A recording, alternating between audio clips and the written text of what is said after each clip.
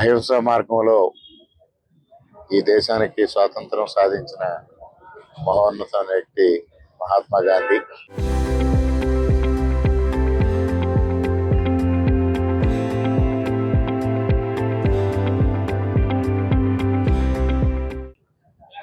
స్వాతంత్ర సమరంలో అహింసనే ఆయుధంగా చేసుకుని సత్యమేవ జయతే అంటూ ఆ రోజు బ్రిటిష్ వారి పైన పోరాడి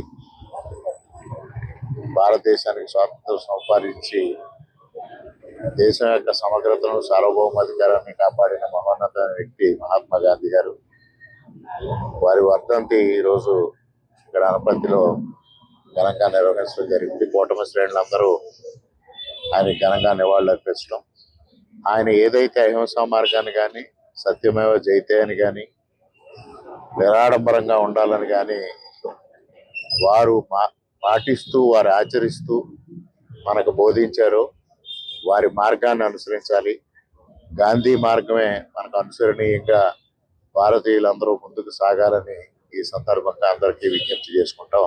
చరిత్ర సృష్టించినోడు ఇప్పుడు ఆ చరిత్రని తిరగరాయబోతున్నాడు. అబద్ధాల గోడల్ని బద్దలు కొట్టి నిజాలను రాగా మీ ముందుంచబోతున్నాడు. నిజమైన వార్తల కోసం వెంటనే డౌన్లోడ్ చేసుకోండి రా యాప్ని.